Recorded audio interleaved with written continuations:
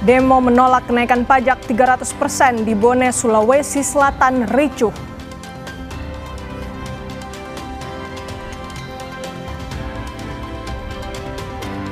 Kebakaran melanda sebuah rumah di Cirebon, Jawa Barat. Petugas damkar justru dimarahi warga.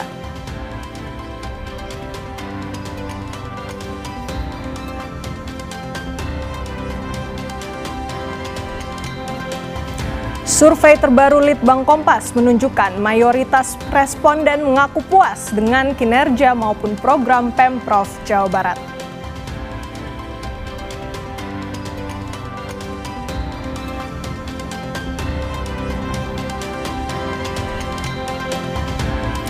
Selamat sore saudara, apa kabar Anda hari ini? Selain 3 sorotan tadi juga kami telah menyiapkan beragam informasi pilihan untuk Anda dari berbagai daerah di Indonesia. Selama 30 menit ke depan bersama saya, Renata Panggalo, inilah Indonesia Update selengkapnya.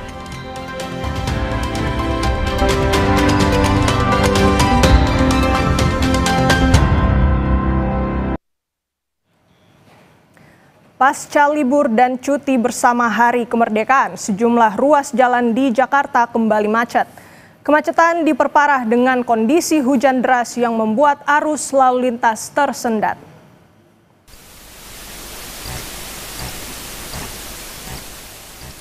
Macet parah ini terjadi di ruas Jalan Gatot Subroto, Pancoran, Jakarta Selatan. Arus kendaraan dari arah Cawang dan Pasar Minggu menuju Semanggi tersendat di depan halte LRT dan bus Transjakarta Pancoran. Tak hanya di jalan arteri, ruas jalan tol dalam kota dari arah Cawang menuju Semanggi juga macet. Kemacetan arus lalu lintas juga terpantau di jalan layang non-tol Pangeran Antasari dari arah Cipete Selatan menuju Blok M. Meski sudah diterapkan sistem satu arah atau one way, namun upaya ini tak mampu mengatasi kemacetan yang terjadi.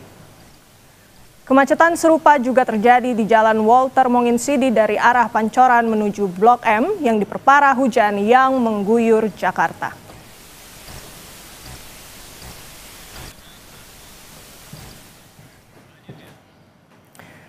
Dari pantauan udara terlihat kemacetan panjang terjadi di ruas tol dalam kota Cawang, Jakarta Timur. Kemacetan panjang beberapa kilometer terlihat dari arah Halim menuju Pancoran. Kemacetan juga terlihat di jalur arteri MT Haryono. Kemacetan terjadi di hari pertama usai libur panjang dan cuti bersama momen kemerdekaan. Kemacetan diperparah dengan cuaca hujan yang mengguyur kawasan Jakarta.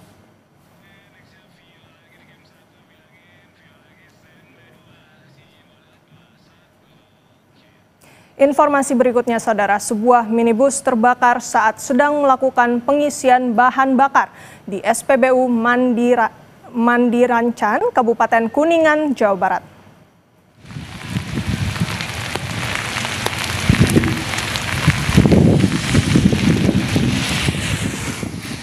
Api membakar seluruh bagian mobil yang semula dari bagian belakang yang merembet ke bagian depan. Pengendara yang melintas dan juga warga sekitar panik, khawatir terjadi ledakan. Kebakaran diduga saat minibus mengisi bahan bakar. Petugas SPBU sempat berupaya memadamkan api, namun api terus membesar. Api berhasil dipadamkan usai 2 unit mobil pemadam dikerahkan ke lokasi. Tidak ada korban jiwa dalam insiden ini. Kami langsung meluncurkan 2 unit Randis Pancar beserta 9 anggota ke TKP. Dan dalam waktu kurang lebih 25 menit, alhamdulillah api berhasil dijinakan dan kemudian dilanjutkan proses pendinginan terhadap mobil yang terbakar tersebut. Saudara, aksi unjuk rasa protes kenaikan pajak bumi dan bangunan hingga 300% di kantor Bupati Bone, Sulawesi Selatan berlangsung ricuh.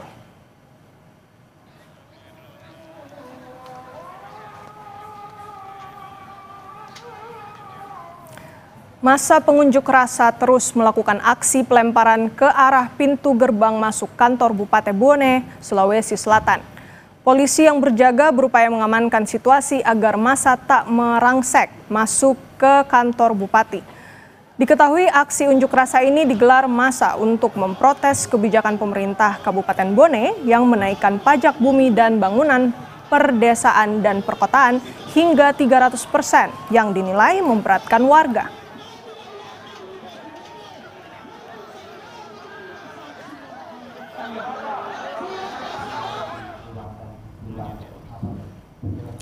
Sementara di Pati, Jawa Tengah, rapat Pansus Hak Angket DPRD Pati memanggil 3 camat terkait polemik surat edaran pembayaran PBBP 2. 3 camat dipanggil memberikan klarifikasi terkait surat edaran yang disebut-sebut mewajibkan warga menunjukkan bukti lunas pembayaran PBBP 2 jika ingin mengurus administrasi di kantor kecamatan. Selain memanggil camat, Pansus Hak Angket DPRD Pati juga meminta klarifikasi kepala desa serta BPKAD Pati. Dalam penjelasannya, camat berdalih edaran itu hanya bentuk inovasi agar masyarakat taat pajak, bukan paksaan maupun ancaman. Pelayanan itu merupakan inovasi kami dalam rangka pelunasan pajak, di mana dalam Perbu dinyatakan bahwa upaya penagihan itu diantaranya juga dengan upaya memperingatkan atau teguran. Surat edaran katanya inisiatif dia sendiri, tidak ada perintah dari Pak Bupati. Terus terkait pernyataan Pak Bupati terkait dengan 250% kenaikan itu, salah satu usulan dari camat, kades dan tokoh masyarakat, ternyata camatnya tidak. Dia sudah disampaikan bahwa gini ya kenaikannya, camat menyetujui, bukan usulan mereka.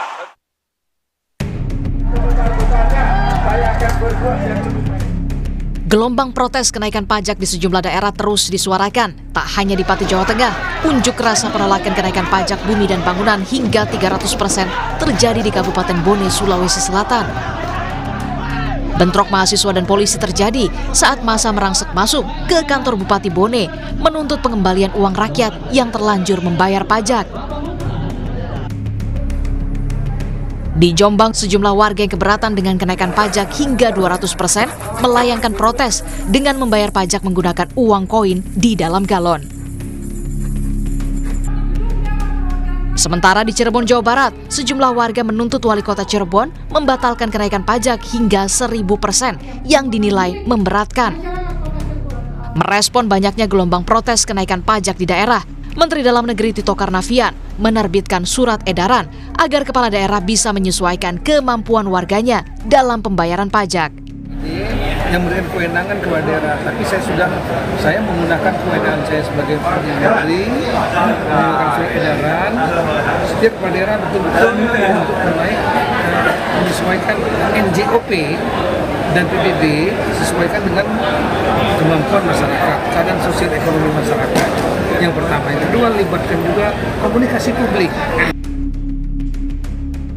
Sementara, pakar komunikasi politik LSPR Profesor Lely Aryani menilai ini jadi pembuktian kepala daerah yang berkualitas untuk bisa meningkatkan pendapatan daerahnya. Pertama kali dari sisi politiknya kita melihat bahwa sebenarnya inilah pentingnya pemimpin yang berkualitas. Jadi kalau dia berkualitas, dia pasti menemukan cara untuk menaikkan pendapatan daerah, tidak harus memberatkan rakyat. Bahwa komunikasi politik antara pemimpin sama rakyatnya itu tidak boleh selesai ketika dia terpilih menjadi pemimpin. Dia harus membangun suasana, kebutuhan rakyat saya seperti apa, keadaan rakyat saya seperti apa, kebijakan apa yang harus saya ambil sebagai langkah-langkah politik dan langkah-langkah yang tidak bertentangan dengan hukum.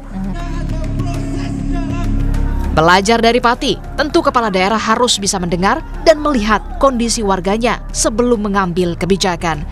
Tim Liputan, Kompas TV. Survei terbaru Litbang Kompas menunjukkan mayoritas responden mengaku puas dengan kinerja maupun program Pemprov Jabar. Kami akan kupas bersama peneliti Litbang Kompas. Usai jeda.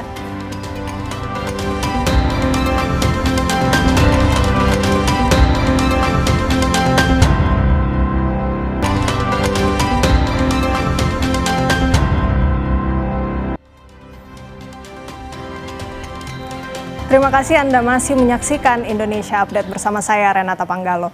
Survei terbaru Litbang Kompas menyoroti persepsi publik terhadap berbagai program pemerintah Provinsi Jawa Barat.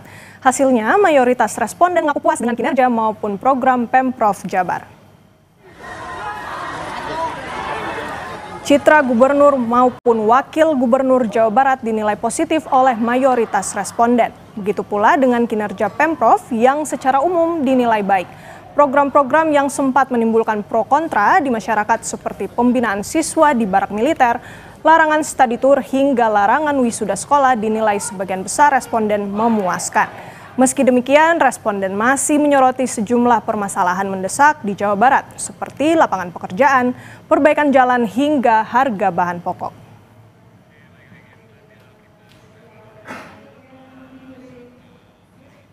Saudara, kita akan bahas lebih jauh terkait survei Teropong Jawa Barat bersama peneliti Litbang Kompas, ada Rangga Eka Sakti. Selamat sore, Mas Rangga. Selamat sore, Mbak Renata. Oke, Mas Rangga, kita mulai dulu dengan survei Teropong Jawa Barat. Di grafik pertama, yaitu kita lihat bersama sepertinya dari segi suka tidak suka dan juga citra baik atau buruk dari sosok gubernur wakil gubernur Jawa Barat. Yang saya baca juga dalam surveinya ini sepertinya positif ya, rata-rata bilang ini sangat suka ataupun suka, baik dari Deddy Mulyadi maupun Erwan Setiawan. Seperti apa temuan dari Litbang Kompas? Ya, dari sini sebenarnya terlihat ya bagaimana masyarakat itu melihat sosok dari baik gubernur dan wakil gubernur positif. Dalam konteks ini berarti kita bisa lihat bahwa baik Pak Deddy Mulyadi maupun Pak Erwan Setiawan sudah mampu untuk meyakinkan publik bahwa ya selama ini sudah bisa bekerja dengan cukup baik begitu dalam konteks ini. Meskipun kita bisa lihat ada variasi dalam konteks angkanya begitu ya, di mana di sini Kang Deddy Mulyadi lebih tinggi lah di kisaran 97,1% begitu. Oke, kalau kita coba lihat lagi, ini kan suka tidak suka dengan sosok dan juga citra baik buruknya. Kalau kita lihat lagi, saudara, mengenai kinerja dari gubernur dan wakil gubernur Provinsi Jawa Barat. Bisa dilihat untuk kinerjanya ini memang kalau kita minta warga menilai dari 1 sampai 10, nilainya 35,7%. Nah, ini banyak sekali yang sepertinya sangat puas dengan kinerja dari gubernur wakil gubernur. Bisa dielaborasi, Mas, seperti apa sih sebenarnya kinerja menurut mereka? Iya, ini kita coba salah satu cara baru begitu ya. Kita tanyakan ke masyarakat, kira-kira dari 1 sampai 10, berapa nilai yang diberikan kepada kinerja gubernur dan wakil gubernur Jawa Barat selama kurang lebih 6 bulan terakhir ya, atau 1 semester menjabat begitu. Dan di sini sebenarnya membacanya paling enak adalah kita coba untuk cari rata-ratanya begitu seperti apa. Dan dari sini sebenarnya rata-ratanya itu di kisaran 8,5 itu. Artinya kalau kita coba kayak orang sekolah begitu, nilainya berapa nih dalam ujian pertama gitu. Itu 8,5 ujian hasilnya begitu. Oke, jadi bisa disimpulkan juga ini sebenarnya dari segi kinerja bisa dikatakan positif ya, positif. Mas Rangga. Coba kita lihat lagi untuk grafik berikutnya, yaitu grafik mengenai program-program kerja dari gubernur dan juga wakil gubernur yang menampakkan kepuasan gitu ya, kepuasan, tingkat kepuasan dari warga Jawa Barat. Kita tampilkan visualnya, saudara. Nah, kalau dari beberapa program yang tertulis di sini, Mas Rangga, kita lihat memang ada beberapa kebijakan yang sebenarnya pro kontra di masyarakat, sempat viral juga. Nah, apa yang bisa Mas Rangga jelaskan meskipun pro kontra di masyarakat secara general di Indonesia, mengapa ini berhasil dan mendapatkan kinerja yang baik di Jawa Barat? Ya, sebetulnya ini salah satu variabel ya, dalam melihat program itu kita melihatnya dalam 3 dimensi sebetulnya. Yang pertama adalah soal tingkat pengetahuan, kemudian ada tingkat kepentingan, dan yang ketiga adalah soal kepuasan begitu ya. Jadi yang di sini kan terpampang soal kepuasannya. Nah, di sini sebenarnya kita lihat bahwa baik dari segi tingkat pengetahuan dan kepuasan itu sebetulnya agak mirip begitu ya. Dalam artian sejalan lah. Beberapa program seperti barak militer, kemudian pembongkaran wahana tempat wisata yang dianggap melanggar izin begitu, kemudian soal larangan study tour, larangan wisuda dan jam masuk sekolah itu adalah kebijakan-kebijakan kalau ditarik benang merah itu kebijakan yang relatif insidentil begitu ya. Jadi bukan sesuatu yang sudah direncanakan dari awal waktu Kang Deddy dan Pak Erwan itu berkampanye begitu dengan tagline mereka Jabar Istimewa, ada beberapa program begitu ya. Nah, artinya di sini memang program-program yang relatif sporadis itu cukup dikenal dan dirasa memuaskan oleh masyarakat. Oke, Mas Rangga, terakhir kita juga penasaran nih, selain kinerja-kinerja yang baik, kemudian program-program yang dianggap memuaskan oleh warga, ada juga tentu hal-hal yang mendesak yang mungkin harus didorong lagi oleh pemerintahan supaya bisa memperbaiki beberapa hal-hal atau masalah-masalah sistemik, kebijakan-kebijakan sistemik yang memang diperlukan. Apa saja, Mas, sebenarnya hal-hal yang mendesak itu? Jadi dari hasil survei kita yang kali ini itu terlihat ada 3 persoalan yang paling mendesak begitu ya, yaitu adalah soal lapangan kerja, kemudian perbaikan infrastruktur dasar seperti jalan, dan juga soal ekonomi dan harga bahan pokok gitu. Artinya dari sini terlihat ya, ini kan tinggi sekali angkanya sekitar 45% tuh merasa ini yang paling mendesak. Kemudian perbaikan jalan itu juga 30,8%, kemudian sekitar 30% juga persoalan ekonomi. Nah, artinya dari sini kalau kita coba tadi ya bandingkan dengan program-program yang dirasa memuaskan dan juga populer di tengah masyarakat, Jawa Barat itu ada gap di situ. Jadi apa yang mungkin dilihat dalam perspektif yang jangka pendek itu belum tentu bisa menuntaskan atau mendekati persoalan yang lebih laten seperti soal lapangan pekerjaan dan persoalan ekonomi. Nah, itu yang menjadi tantangan bagi Pak Gubernur dan Wakil Gubernur Jawa Barat untuk bisa mendekati persoalan-persoalan ini secara lebih sistemik. Gitu.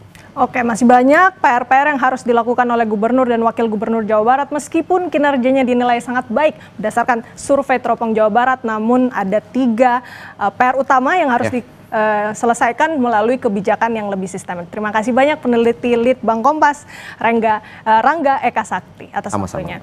Dan saudara, informasi berikutnya usai jeda, sebuah rumah di kota Cirebon terbakar. Sempat terjadi adu argumen antara warga dan pemadam kebakaran yang sampai di lokasi kebakaran.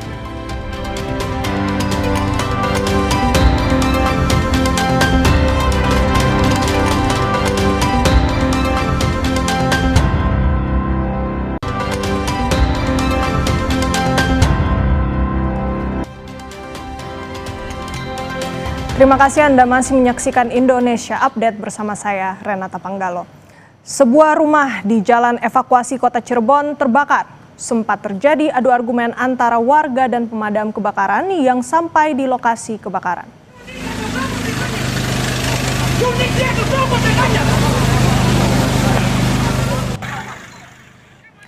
Petugas menjelaskan pemadaman di lokasi sudah sesuai standar operasional prosedur. Api bisa dipadamkan usai 4 unit mobil damkar Kota Cirebon dan 2 unit dari Kabupaten Cirebon dikerahkan ke lokasi.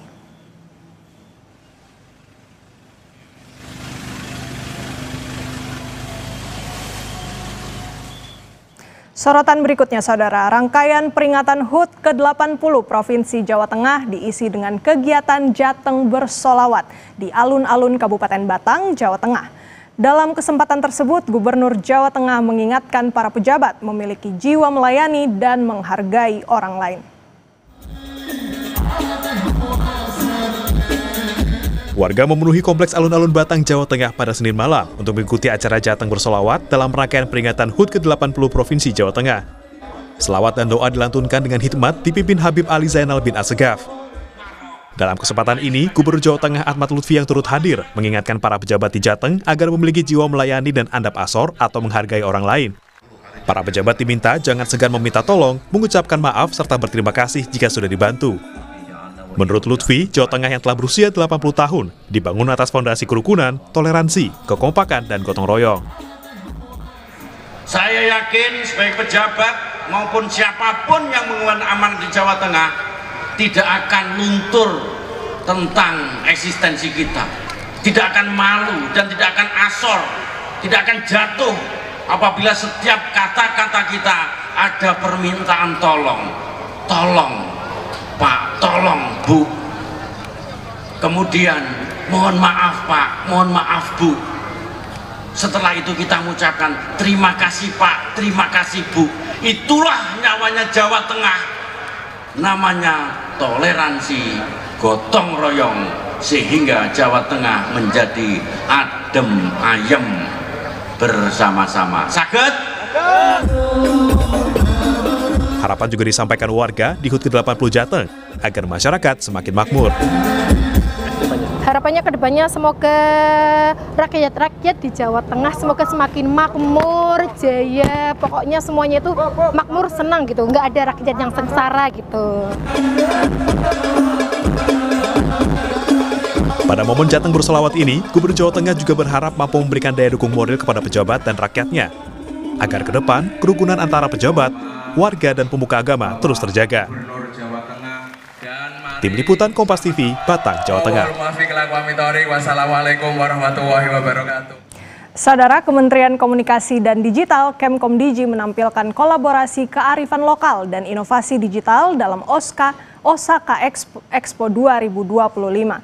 Acara ini juga menjadi bagian dari perayaan Hari Ulang Tahun ke-80 Republik Indonesia. Dentum alum menumbuk padi di lesung berpadu dengan irama bass modern jadi salah satu adegan pertunjukan jiwa Journey Indonesia's Wisdom and Arts yang menjadi suguhan utama Pavilion Indonesia di Osaka Expo 2025 yang diinisiasi Kementerian Komunikasi dan Digital Kemkomdigi. Selama 15 menit, penonton dibawa menyusuri perjalanan lintas waktu dari desa adat di kaki Gunung Halimun Salak, Jawa Barat hingga panggung dunia. Sajian tarian, musik, dan visual digital ini untuk mengirim pesan diplomasi budaya Indonesia melangkah ke masa depan tanpa meninggalkan akarnya. Pertunjukan jiwa ini menjadi pesan bagi kita semua. Ini diambilnya dari Kasepuhan Gelar Alam di daerah Sukabumi yang masyarakatnya itu menjadi penghasil padi, tapi di saat yang bersamaan juga menerima digitalisasi dan juga menjaga tradisinya. Nah, pesan yang ingin kita sampaikan adalah bahwa dengan era digitalisasi ini kita juga tentu mempertahankan kearifan lokal, budaya lokal, dan tadi ini juga tentang memanen padi karena kita harapkan Indonesia ke depan juga menjadi lumbung ketahanan pangan. Kehadiran delegasi kesenian yang diinisiasi Kementerian Komunikasi dan Digital Kemkomdigi itu juga jadi bagian dari upaya turut meramaikan peringatan Hari Ulang Tahun ke-80 Republik Indonesia. Ia menegaskan bahwa panggung internasional adalah juga ruang bagi bangsa untuk merayakan jati dirinya. Tim Liputan Kompas TV. Dan saudara, informasi tadi sekaligus menutup perjumpaan kita di Indonesia Update. Saya Renata Panggalo, terima kasih. Sampai jumpa.